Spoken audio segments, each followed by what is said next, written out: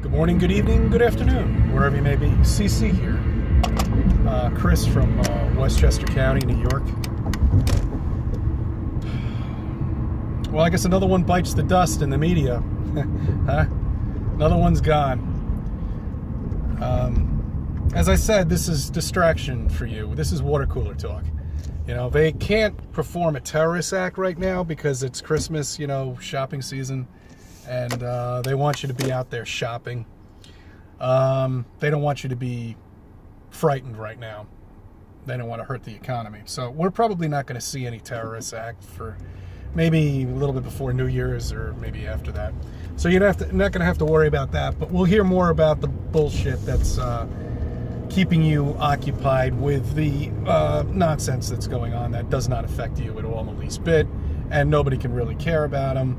Or anyone who's getting fired from Fox 5 or wherever. And they all have plenty of money and they'll be set the rest of their lives. So who cares?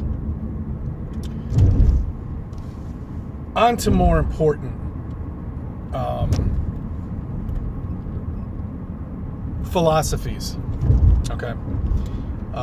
I don't know where the earth is flat, and it's flat for a reason,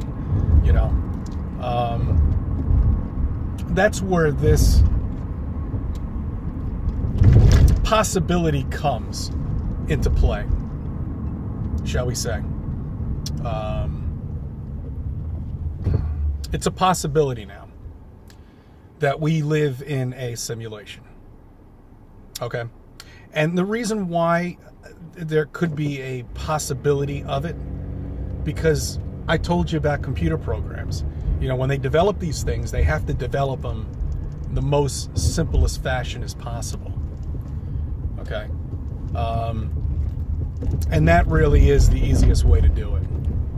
Now, I've been hearing a lot of the big boys, a lot of the guys are on radio stations, they're doing their shtick, they're doing their, usual stuff, promoting flat earth, promoting that we live in this dome, that we, that there's ice walls, surrounding us in Antarctica. We're not allowed to go down there, of course.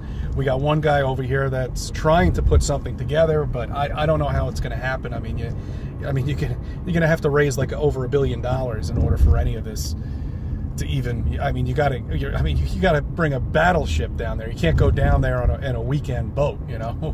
A boat for 4 people. You need something the size of a battleship to get down there, and you need to bring lots of supplies.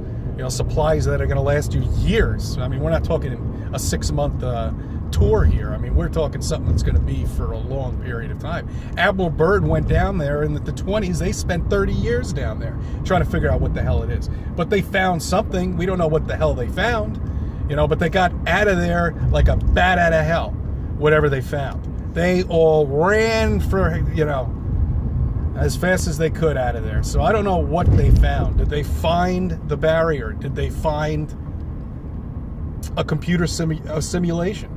If we are programs inside a computer simulation, which is hard to believe, incredible to believe, we are the most complicated programs that you could possibly ever make. And why are there so many of us? Why 7 billion? If that number is even true, I don't know. They've been making numbers up for God knows how long now, and I really don't believe a word they say anymore. Maybe it isn't 7 billion that live on this planet. How do we know this?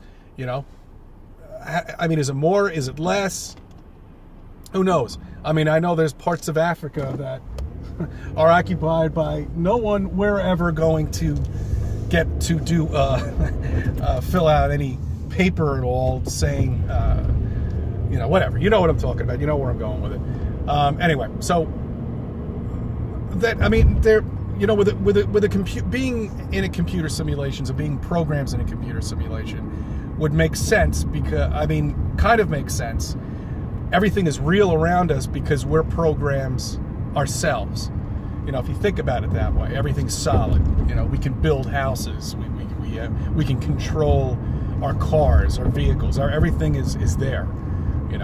Because we're programs inside of a simulation. Just you know, I mean, is the Sims character, I mean, is that there to mock us? You know? I mean, they let these things out for a reason. So I think it's a plausible possibility, but it brings up a lot of other questions too, you know? But I think this is what we all need, though. I mean, we all need other possibilities to believe, not for somebody to tell me that this is how it works. This is what we live in, you know? You don't know. Nobody knows what we live in, okay? Unless if somebody physically goes down to Antarctica and shows me evidence of a dome or some sort of contraption that's enclosing us in here, I really don't know if it's true. It kind of makes sense, but saying with a computer simulation, that makes sense too, you know?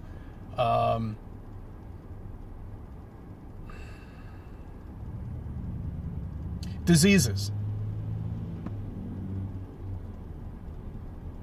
If we're ordinary people here in this amazing, I don't want to call it paradise because they've turned it into hell for us, we can understand diseases. But if you're in a computer simulation and all the doctors want to do to you is cut and slice, then they're doing the wrong stuff. You know, they're not doing what they should be doing. What they need to do is figure out the program that's made our virus, cancer, or whatever it be, any illnesses that we have. That's where we find out the cure for things, if we live in a computer simulation. All right, where do the dinosaurs come in on this? You know, why would there even be dinosaurs? You know, the people out there that have dug up these bones, and they figured it out that some of them still have calcium in them, you know, inside the bone. That's actually fresh. That's within a 10,000 or 20,000 year period. You know, they've gotten fired, the archaeologists. They're gone. They don't want to hear anything like that. You know, so dinosaurs are weird in a computer simulation because I don't know why they should have existed. Because if they were computer programs, then they could have just gotten rid of them if they didn't, you know, the powers to be, the inventor, the creator of all of this, would have just completely erased the program and started fresh. You know, so that's why I don't understand the dinosaurs. You know, it's a plausible possibility. The sun and the moon, as I said to you, have been driving me nuts. You know, I don't know if they exist up there. They don't seem like they're physical objects up there. You know, they really don't. In a computer simulation, that would make sense. You know, you can't fly anything up to the moon because you'll go right through it because it doesn't exist. You know, a computer programmer is just going to put something up there that's going to radiate heat or it's going to radiate cold. You know, and it doesn't have to be a solid object. It could be anything the hell they want it to be. You know, and never being able to get it would be another reason to have that. Just like you could never reach to a rainbow, you'll never be able to reach to the sun, or you'll never be able to reach to the moon. Nobody's tried it. We've got the capability to go up there. You know, supposedly we have rockets that can go up there. And if these things are inside the dome area, if we are under a dome, then these rockets will be able to get up there because there's no space. We know rockets don't work in space. You've seen those videos. You're beyond that. You know, I'm going to be getting more into this down the line, but I just have to put this video out there so you can think about it yourself and you can do some investigation yourself and some research too. And ask me, you know, about these things. You know, I'm showing you other ideas and other plausible explanations of what we could possibly be in. So it makes sense, you know. Because when you're told something that this is the only possibility of what we could be in, I don't like that.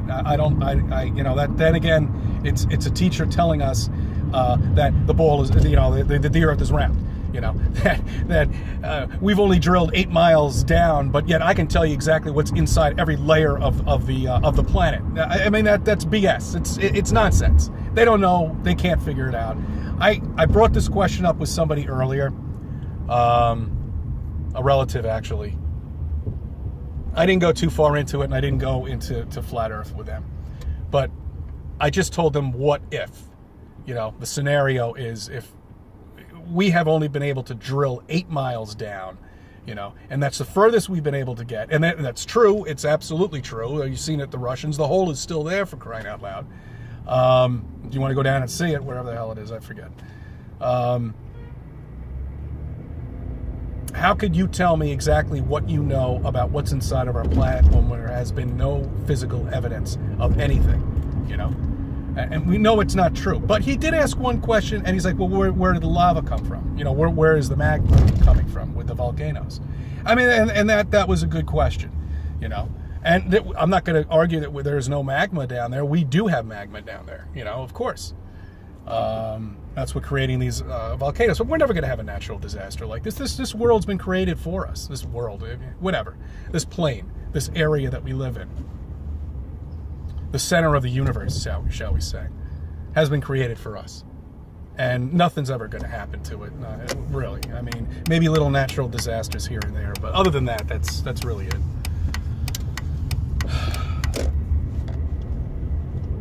All right, I hope this is making sense to you all. I really didn't want this video to run too far, but I mean, it's a lot of information packed in a short period of time, and this is basically the research that I'm going to be doing more of. There are other people discussing it. I'm not the only person who brought this up. This is something other people have discussed too. And I'll get into more detail with you once I find out more information that I can present to you in a better fashion. But I wanted this to get out there. Okay, I thank you for viewing. I thank you for subbing, everybody. I really appreciate your support. Today is, by the way, I'm not even sure what the date is today. I think it's November 29th, 2017. And all right, I think I've said everything I needed to say.